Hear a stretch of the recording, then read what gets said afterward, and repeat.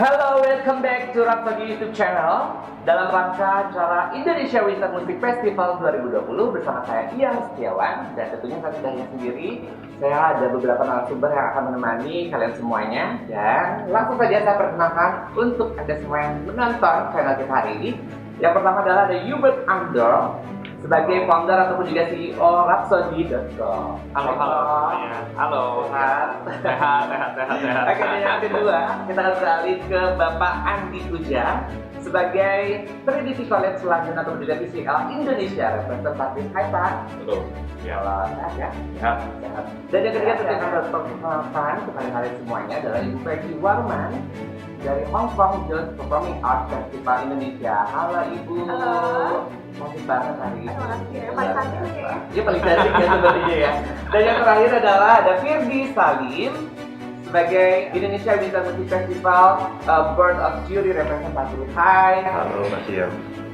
Sehat ya semuanya. Oke, kita udah kumpul semuanya dan kita akan seru-seru hari ini. Banyak sekali informasi yang pasti kalian akan dapatkan dari kita semuanya. Tapi sebelumnya kita akan ada pertanyaan terlebih dahulu. Pertanyaan pertama adalah, saya persilakan terlebih dahulu untuk Ibu Bukandro. Ceritakan sedikit tentang Indonesia Winter Music Festival 2020 ini seperti apa sih? Jadi Indonesia Winter Music Festival ini sebenarnya adalah acaranya Rhapsody dengan fase event acara online yang kedua di tahun ini sebenarnya. Nah, jadi kita di sini Rhapsody sendiri kan kita udah punya sekitar hampir 500 sekolah musik dan guru musik yang tergabung ya dalam website dan apps-nya kita, ya kan. Jadi kita melihat bahwa tadinya itu kita banyak kerjaan kebanyakan piano ya. Nah, kali ini kita udah lihat ternyata banyak sekali guru musik dan sekolah musik yang ada gitar, ada violin, ada vokal, ya kan. Nah, jadi kita memperbanyak lah sebenarnya instrumen-instrumen di dalam acara ini. Nah, dan acara ini sebenarnya kita buat kedua kalinya ya karena kita melihat bahwa di era pandemi ini memang sebenarnya banyak ya anak-anak itu dan termasuk guru-guru ini mereka butuh satu dua acara sebenarnya ya kan untuk mengisi waktu juga ya kan, tapi juga hanya cukup bermanfaat bagi mereka gitu sebenarnya sih. Dan kita juga ajak Trinity College, Pak Andi ya kan, kita juga ajak HKYPAF dari UPB juga gitu. Nah, mereka juga ikutan lah dengan support acara kita ini. Ya kan Pak ya? Sip. Dan sebenarnya ini sudah lama dibicarakan karena kita udah lama juga saling support dengan Rhapsody untuk menciptakan event bukan cuma piano sebenarnya, jadi bisa merambah ke instrumen yang lain. Nah, cuman rupanya hikmah pandemi ini terwujudlah di masa pandemi COVID-19 melalui acara yang online Indonesia Winter Music Festival ini. Dan selanjutnya adalah kalau kita lihat dari kategori-kategori yang ada di WMF ini adalah sekarang tidak cuma hanya lagu saja, tapi kan kita ada beberapa kategori yang lain. Salah satunya adalah ada pop, ada juga Disney, ada juga Christmas, dan juga ada duet. Nah, bagaimana tanggapan Bapak dan Ibu melatar belakangi diadakannya kategori-kategori seperti ini? Mungkin dari Pak Ibu terlebih dahulu. Ya kalau dari kita sih sebenarnya simple ya. Kita kan selalu setiap kali melakukan sesuatu kita selalu dengar lah dari guru, dari sekolah musik itu sebenarnya mereka kasih kita masukan terus-terusan ya kan, Rhapsody kan tentang terutama tentang event dan lebih karena nanti kedepannya ini sebenarnya harusnya seperti apa gitu, karena kan guru dan sekolah musik yang sebenarnya langsung in touch dengan students dan parents juga gitu. Nah sebenarnya memang ada request bahwa kayak kalau misalnya physical melulu nih kan nggak ada variasinya dan mungkin dari anak-anak itu jadi merasa bahwa monoton kan ya. Jadi kita cobalah untuk yang Christmas dan pop ini kita masukin di sini. Ternyata responnya very good ya sebenarnya. Bahkan boleh dibilang dari 400 peserta yang mendaftar ini 400 lebih, itu I think around 40% itu akhirnya adalah ngambil yang pop gitu. Nah mungkin ya kalau menurut saya sih sebenarnya saya juga quite surprise sebenarnya responnya bagus ini sebenarnya ya kan ya. Jadi ya mungkin Pak Firdi kali ya bisa lebih jelasin maksudnya kenapa ya guru-guru malah antusias banget nih ya. Kalau tadinya waktu di zamannya saya semua harus classical gitu. Sekarang kalau guru musik itu wah ini ada pop terus mereka malah antusias gitu. Gimana Pak? Saya juga nggak terlalu Mungkin lebih banyak pilihan. Coba kalau Pak Firdi bagaimana? Oh kalau menurut saya sih dengan adanya pop itu mungkin itu nggak hanya punya pilihannya lebih banyak. Kalau pengalaman pribadi saya meskipun serius di musik klasik, tapi dari kecil saya ngalamin masa-masa yang saya sebel banget gitu. Belajar piano klasik. Jadi Gitu. pengakuan Pak. Nggak perlu sungkan gitu. Kalau memang karena saya ngalamin sendiri dan mengalami masa-masa yang saya dulu sekali belajar piano klasik. Terus saya coba main lagu pop, video atau apa, cari note sendiri, itu suatu hal yang justru membuat saya bertahan di piano.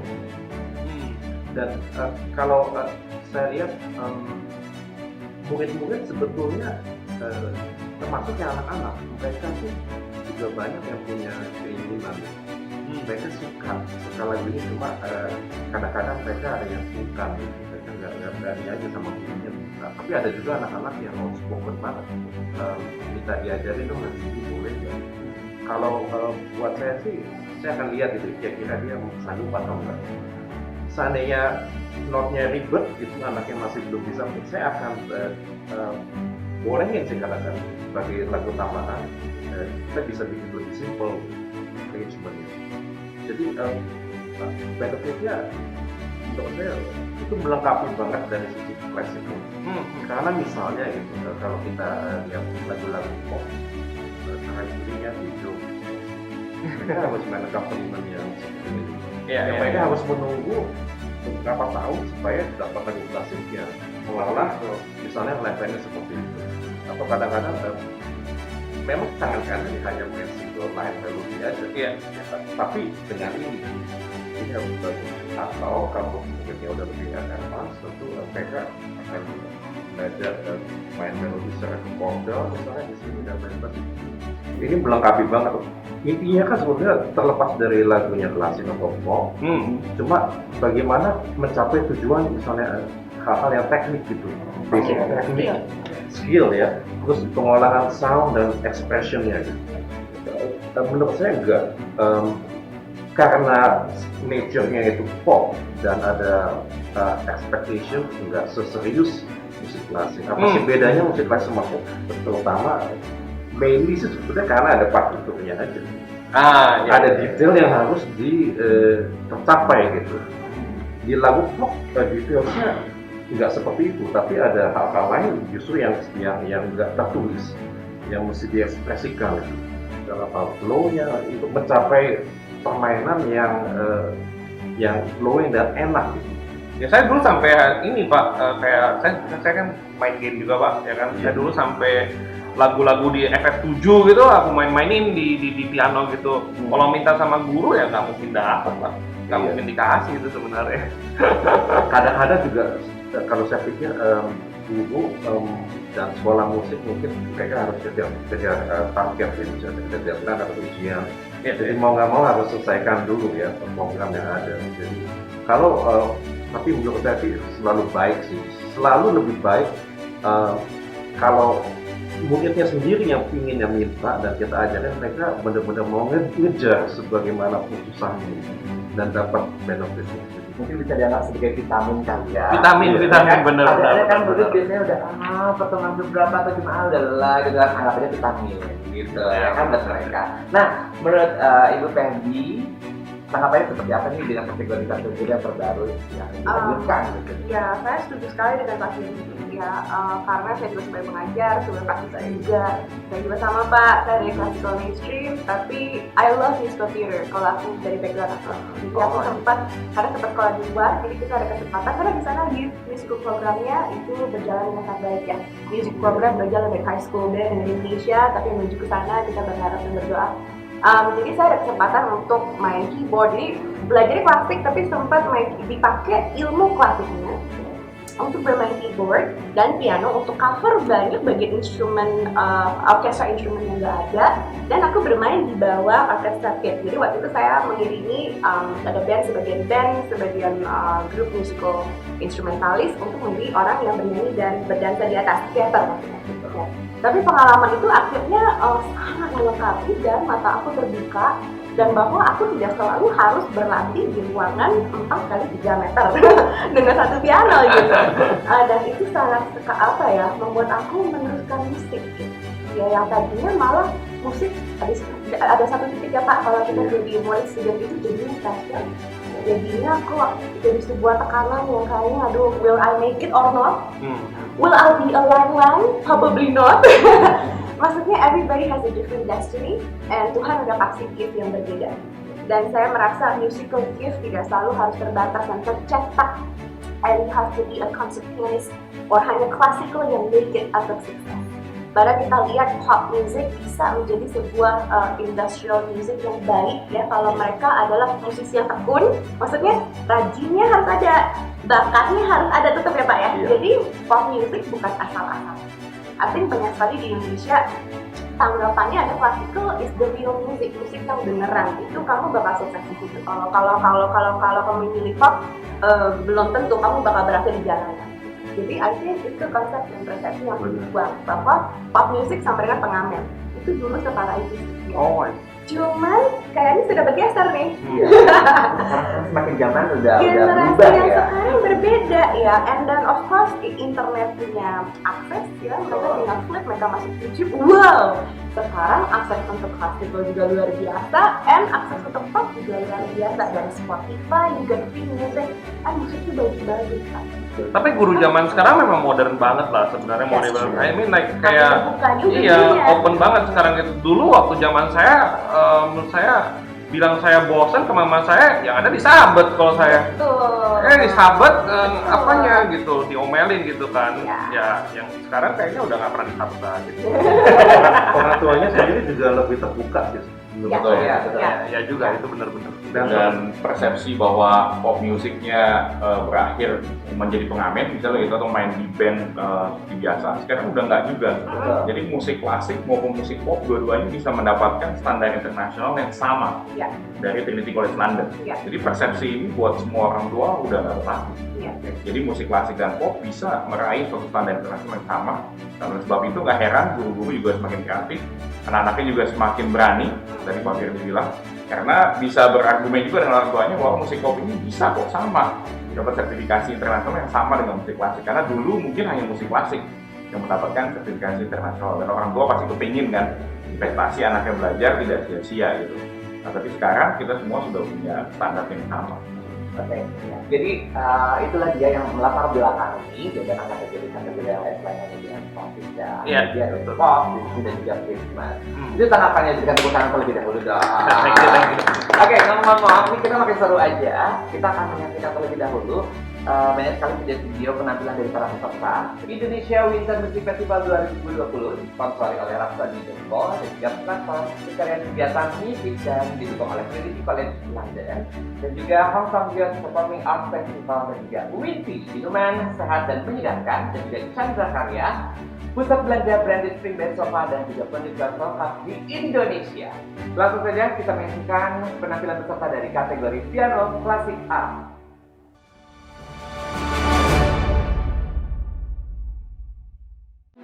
Rhapsody adalah sebuah platform pencarian aktivitas musik. Kami bertujuan untuk memudahkan para parents dalam menemukan aktivitas musik bagi anak, terutama kegiatan belajar musik yang spesifikasinya dapat disesuaikan dengan hari, jam, maupun dengan lokasi yang diinginkan. Kami memastikan seluruh guru dan sekolah musik di Rhapsody merupakan pengajar musik yang ahli dan terpercaya.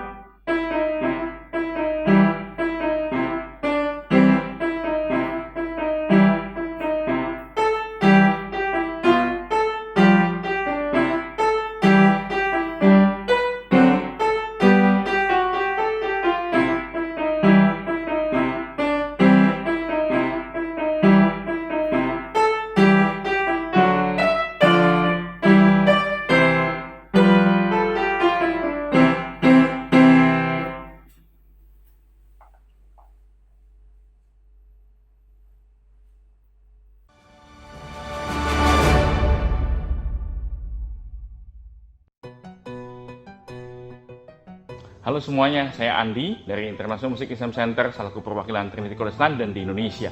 Melalui video ini, kami hendak menghimbau dan mengajak seluruh orang tua dan juga guru musik di seluruh Indonesia untuk terus mengevaluasi dan mengapresiasi setiap progres pendidikan musik bagi anak-anak kita. Salah satu caranya adalah dengan mengikut sertakan mereka pada ujian internasional musik yang diadakan oleh Trinity College London secara digital. Dan ujian ini tersedia bagi untuk instrumen klasik maupun instrumen pop. Segera konfirmasikan pendaftaran Anda melalui tim IMEC untuk pendaftaran semester pertama tahun 2021 mendatang. All the best buat kita semua, sampai jumpa.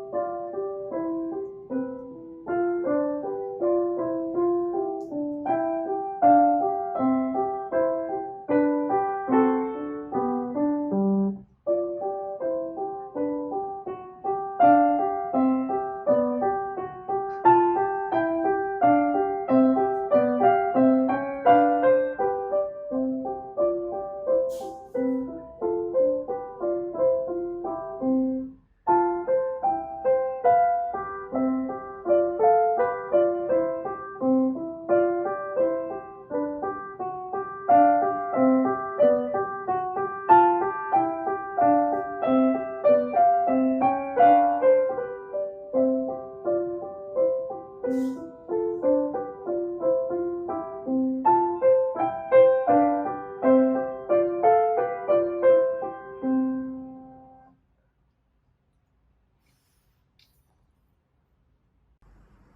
my name is Felicia. I am 5 years old. I will play Crazy But You by Matamir.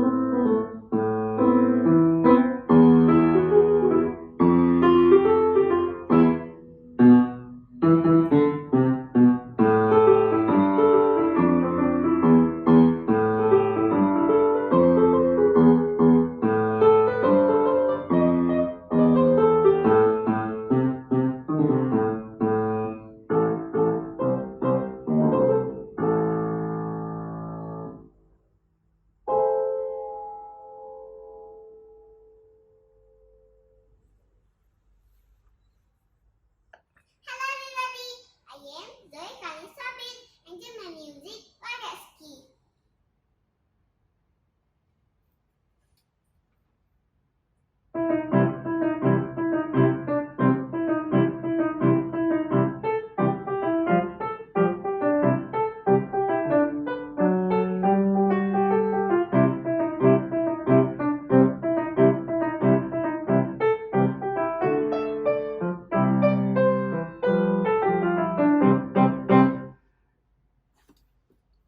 Thank you.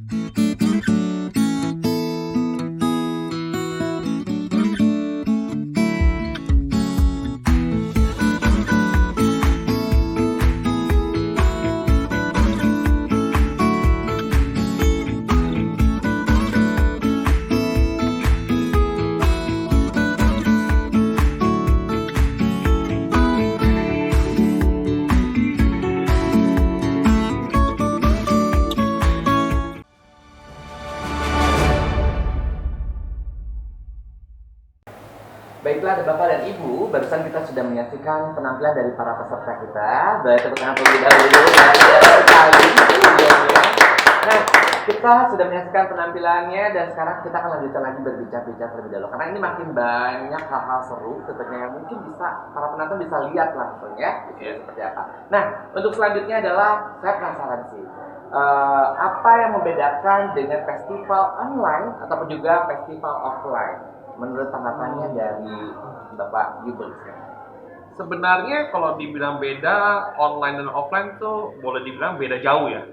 Beda jauh. Kenapa? Karena tadinya kita terutama mungkin kalau Pak Firly kan judge-nya ya, jurinya gitu. Tadinya kita nilai offline, atau tadi kita menilai langsung on the spot. Ini sekarang kita menilai dari rekamannya dulu. Belum lagi kalau misalkan namanya live on spot itu kan sebenarnya kan berarti benar-benar ini deg-degan, habis itu sekali main tak selesai nih. Itu dari sisi pesertanya gitu.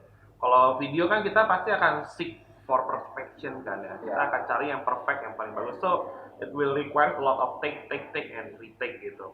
Cuman kalau dari saya sih sebenarnya kalau sisi organizer kita juga struggle juga sebenarnya beberapa hal ya kan karena ini juga cukup baru buat kita.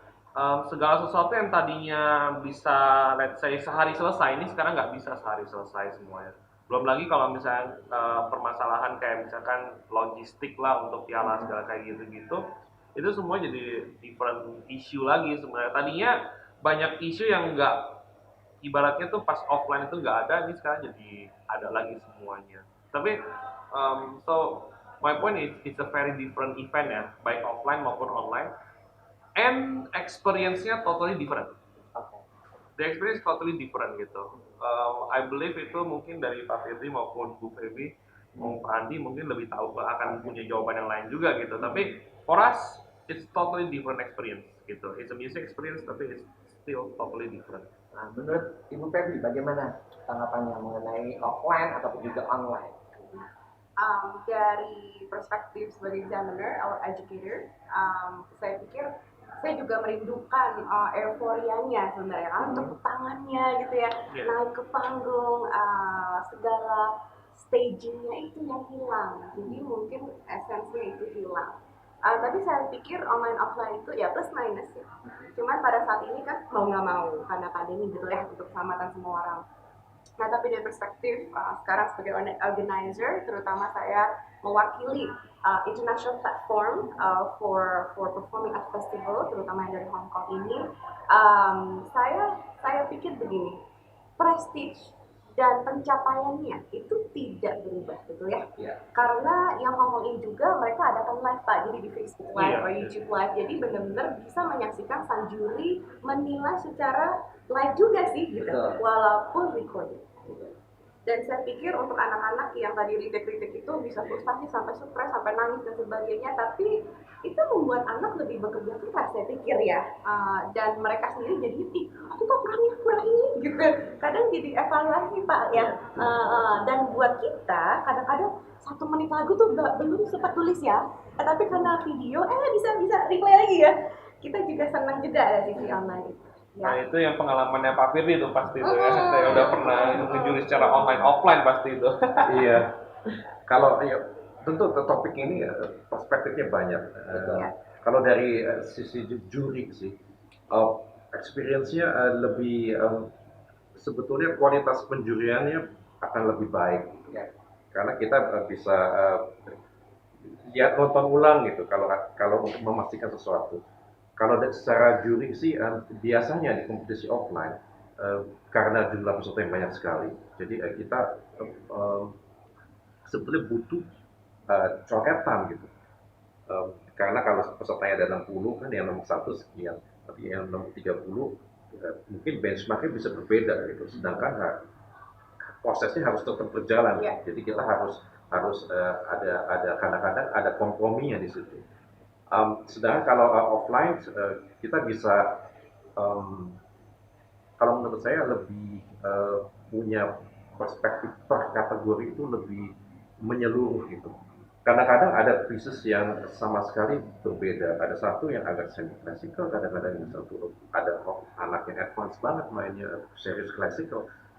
Bagaimana cara menilainya? Apakah yang main lagu lebih susah harus dikasih nilai lebih tinggi gitu? Jadi kan sebagai juri kita juga harus mereview ulang gitu. Yang mau dinilai apa? Apakah achievement secara karakternya dapat, ataukah lagunya susah, dia bisa main dengan lancar, itu udah lebih bagus daripada yang main lagu mudah tapi pembawanya berhasil gitu. Iya. Jadi nuansanya banyak sekali di sini. Dengan adanya offline sih, kalau jujur lebih akurat. Kita lebih punya waktu untuk itu. Nah itu sebenarnya makanya kita juga melihat bahwa makanya yang tadi saya bilang bahwa it's totally different experience ya kan. Dan sebenarnya makanya kita merasa bahwa ya from this pandemic sebenarnya kita learn a lot lah ya sebenarnya. Tadinya itu let's say we believe bahwa yang namanya competition, namanya festival, yang namanya performance itu it has to be offline, ya kan? But nowadays ternyata bahwa kita selalu mikir bahwa online is let's say alternatif gitu. Tapi menurut saya sih sebenarnya online dan offline ini bakal coexist ya. Jadi kita bakal tetap kerjain acara yang offline, festival offline. Kita bakal tetap support acaranya. Let's say ini ibarat organisasinya fase event. Kita akan tetap support fase event dalam acara-acara offline-nya. Dan kita akan tetap juga support acara online-nya sebenarnya. Karena it offers totally different experience. Baik dari segi penilaian, dari segi untuk jurinya, maupun dari segi untuk pesertanya sebenarnya. It's totally different experience sih kalau menurut saya. Saya pengen nambahin Pak Panyu, poinnya bagus sekali, nyambung. Dari segi simulator peserta, kalau menurut saya offline dan online itu bukan kategori, tapi offline itu sebetulnya, online step sebelum offline. Kalau mau bagus gitu, karena prosesnya sendiri mindsetnya beda. Kalau anak-anak yang belum experience, mereka akan saya harus tampil di panggung, whatever happens gitu. Ya udah. Tapi kalau direkam, gitu ya. kalau direkam nggak bisa. Sekali main berantakan, masa mau dipertontonkan? Mereka akan lebih kritikal gitu. Yang biasanya hanya setiap kali latihan, saya ulang 10 kali, salah berhenti, ulang kali ini nggak boleh berhenti gitu. Jadi challenge-nya tuh beda. Dan kalau mau tampil live bagus, harus lewat ini. Ini sarana buat step sebelumnya. Kalau mau mereka build ya berarti ya. Yes. Dan sebenarnya ini proses yang nyata Pak, buat mahasiswa jurusan musik kita harus digituin ya Pak ya. Kalau kita di luar terutama, udah kamu latihan sendiri. Udah pas sudah meresital itu, karena kita nggak bisa dengar diri sendiri. Karena kita sibuk main, kita lupa mendengarkan diri sendiri. Nah, jadi saya pikir salah satu proses yang online ini meningkatkan self awareness, meningkatkan self evaluation untuk kedepannya. Jadi saya setuju sekali ya. Dan satu lagi sama tambahin, anak-anak sekarang bisa punya kesempatan, video sederhana, tampil di festival, mungkin belum video cover solo, tapi udah tampil di YouTube. Nah, saya rasa ini sangat menjawab nih keinginan anak-anak milenial, betul ya? Mereka belum jadi mungkin Indorosa atau siapa gitu, tapi aku udah tampil di YouTube loh gitu. Suatu hal baru buat mereka. I think it's a very good, it's a very positive gitu, positive all around at the end. Yang tadinya kita terpaksa online. Actually no, itu nggak terpaksa sebenarnya sekarang. Menurut Pak Andi sendiri gimana tanggapannya Pak? Kalau dari tadi kita udah bahas tentang perbedaannya, kita udah tahu perbedaannya ada sisi positifnya, sisi plus minusnya lah ya. Tapi sebenarnya juga kita perlu menyoroti sebenarnya esensi kegunaannya. Jadi sebenarnya kita bikin online, offline, tujuannya sebenarnya kan, kalaupun nggak ada pandemi, acara offline dibuat untuk membangun antusiasme. Salah satunya untuk itu, meningkatkan kepercayaan diri dan mengapresiasi atas semua proses belajar dari setiap murid. Nah, ketika acara offline itu tidak bisa dibuat, maka dibuatlah acara online dengan esensi tujuan yang sama. Dan ini juga yang kita buat dari Trinity College London. Dalam hal ini kita menyesuaikan diri dengan membuat ujian secara online, itu digital juga. Jadi apresiasinya tetap harus standarnya sama, baik dia offline maupun online. Sehingga semangat belajar daripada setiap murid itu nggak ada alasan untuk luntur. Dan progres tetap ada walaupun ada pandemi. Iya, betul. Gitu. Jadi itu esensi tujuannya sebenarnya mengarah ke sana. Jadi buat orang tua, buat guru-guru juga daripada menyibukkan saya maunya offline, saya maunya online gitu.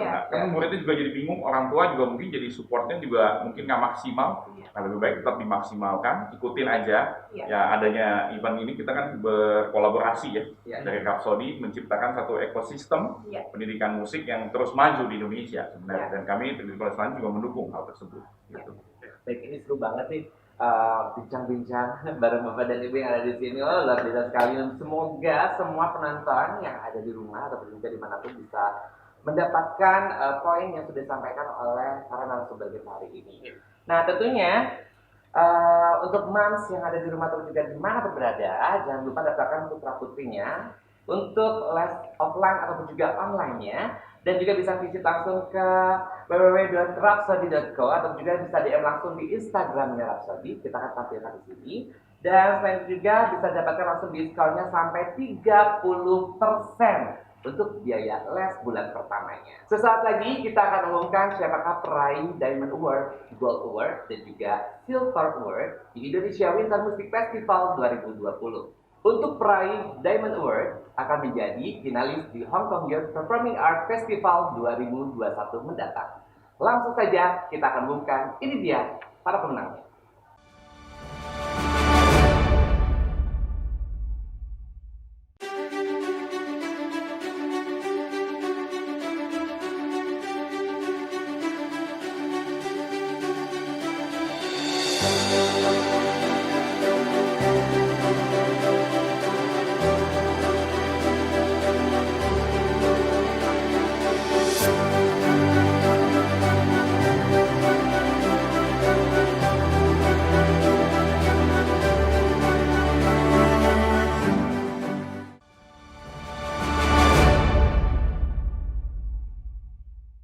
Berikut saya umumkan peraih Diamond Award dari kategori piano plastik A. Iris Araselima, Zack Devlan Lim, Zoe Olivia Harjadi, kemudian Zoe Olivia Harjadi lagi, Jehova Lena Jocelyn Tresiana Kristandi, Raquel Raylin Widodo, Felicia Frida Siren, Zoe Kalonais Robin, dan terakhir Valerie Nediva Tantra.